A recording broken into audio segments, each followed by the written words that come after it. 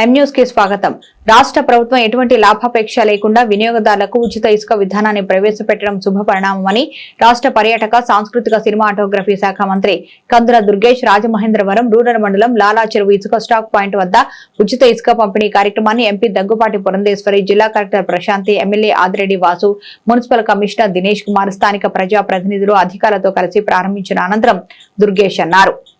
ఈ సందర్భంగా మంత్రి కందుల దుర్గేష్ మీడియాతో మాట్లాడుతూ ప్రజలకు ఇచ్చిన వాగ్దానం మేరకు రాష్ట్ర ప్రభుత్వం ఉచిత ఇసుక పంపిణీ విధానాన్ని ప్రవేశపెట్టిందని, గత ప్రభుత్వం భవన నిర్మాణ కార్మికులను ఇబ్బందులకు గురిచేస్తే నేడు ఈ ప్రభుత్వం వారిని ఆదుకుంటుందన్నారు. గతంలో ఇసుక లభ్యత లేనందున సామాన్యుడి ఇల్లు కట్టుకోలేనటువంటి పరిస్థితి ఉత్పన్నమయ్యేదన్నారు. రాష్ట్ర ప్రభుత్వంపై ఆర్థిక భారం పడినప్పటికీ ప్రజా సంక్షేమమే లక్ష్యంగా ఇచ్చిన హామీ మేరకు లబ్ధిదారులకు పెన్షన్ అందజేశామన్నారు.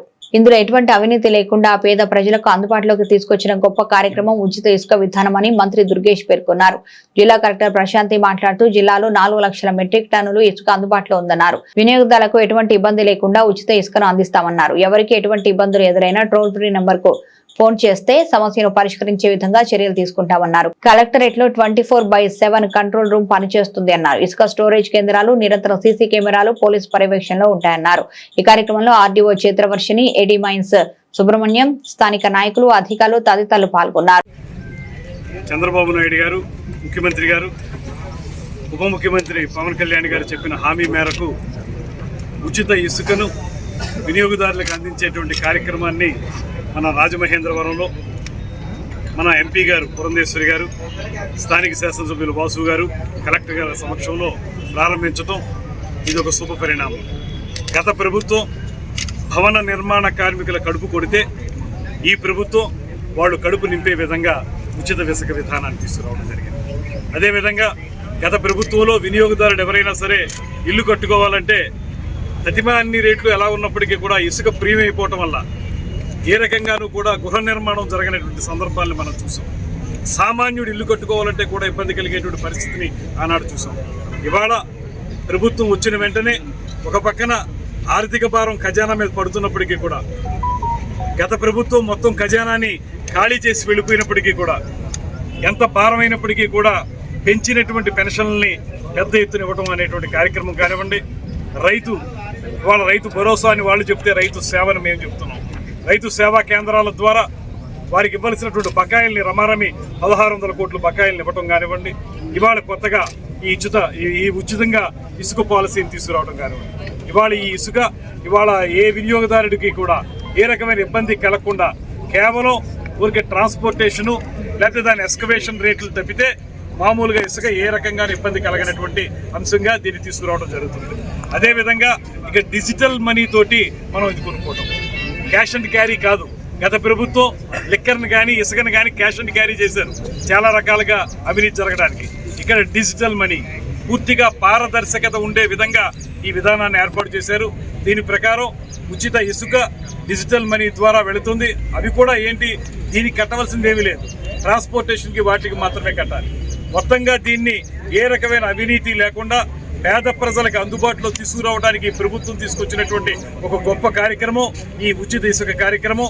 రాబోయే రోజుల్లో దీన్ని మరింత పదునుపరిచి మరింత సమర్థవంతంగా అమలు చేయడానికి వీలుగా ఈ పాలసీని కూడా ఇంకా ఏ రకమైన ఇబ్బందులు లేనటువంటి పాలసీగా రూపొందించి ప్రజలందరికీ కూడా ఉపయోగపడే విధానంలో ఇసుకని సప్లై చేయాలనేటువంటి అభిమతం ముఖ్యమంత్రి గారిది. దాన్ని 100% మేము అందరం కలిసి సజావుగా సాగే విధంగా కృషి చేస్తాం. ఎందుకంటే గత ప్రభుత్వంలో ఏదైతే ఇసుకలో అవినీతి జరిగిందో ఆ అవినీతిని తొలగిస్తూ ఇవాళ ప్రజలకి హితమైనటువంటి ఒక ఇసుక విధానంతో ప్రజా పరిపాలన ఇవాళ తీసుకొచ్చినటువంటి ఈ సందర్భంలో మనం అందరం కూడా దీన్ని స్వాగతించవలసినటువంటి విషయంగా భావిస్తున్నాము. ఇందాక మీ అందరి ముందు చెప్పినటువంటి విషయాలు, మరి ఇసుక ముసుగులో ఏ విధంగా అవినీతి జరిగింది, మరి సహజ వనరులు ఏ విధంగా దోపిడీకి గురయ్యాయి అనేటువంటి విషయం మనందరికీ తెలుసు. ఇది పదే నేను ఇక్కడ కడియపులంకలోకి అక్కడికి వచ్చినటువంటి నేపథ్యంలో అక్కడ జరుగుతున్నటువంటి అవినీతిగా వారు అక్కడ ఇసుక తవ్వకం ఏదైతే జరుగుతున్నదో నది గర్భంలోకి జేసీబీలను తీసుకుని వెళ్ళిపోయి అక్కడ తవ్వకం చేసేసి వాటిని ఏ విధంగా అక్కడ సహజ వనరులు దోపిడీ చేస్తున్నారో ఆ విధానాల్ని అప్పుడు ఎక్స్పోజ్ చేయడం జరిగింది. అయితే ఇవాళ ఇక్కడ చూసినట్లయితే ఏదైతే ఇందాక కలెక్టర్ గారు చెప్పారో బోట్స్మెన్ సొసైటీస్ని రివైవ్ చేస్తూ వాటి మాధ్యమంగానే ఎక్స్కవేషన్ చేస్తూ ఏదైతే శాండ్ పాయింట్కి వస్తుందో ఇక్కడ నుండి జేసీబీల మాధ్యమంగా మరి లారీలోకి లోడ్ చేసి పేదలకు అందించేటువంటి విధానం కనుక ఖచ్చితంగా ఇది మనం అందరం కూడా స్వాగతించాలి. ఎందుకంటే నిన్న మొన్నటి వరకు కూడా పేదవారు ఈ యొక్క ఇసుక భారాన్ని మోయలేక వారి ఇళ్ల నిర్మాణం ఆగిపోయినటువంటి విషయం మనందరికీ తెలుసు. ఎందరో పేదల కన్నీళ్లు ఇవాళ తుడుస్తూ కొత్త విధానాన్ని రాష్ట్ర ప్రభుత్వం తీసుకుని వచ్చింది. ఇది ఒక రకంగా చెప్పాలంటే ఎన్నికల ముందు ప్రజలకు ఇచ్చినటువంటి భరోసా. మేము ఒక మంచి ఇసుక విధానంతో ప్రజల ముందుకు వస్తామని చెప్పి ఎన్నికల సందర్భంలో ఎన్డీఏ కూటమి ఏదైతే తెలియజేసిందో ప్రజలకి, దాన్ని అనుసరిస్తూ ఇవాళ ప్రజారంజకమైనటువంటి ఇసుక పాలసీ తోటి ప్రభుత్వం రావడం జరిగింది. మరిన్ని తాజా వార్తా విశేషాల కోసం M News ని సబ్స్క్రైబ్ చేయండి, మీ మిత్రులకు షేర్ చేయండి.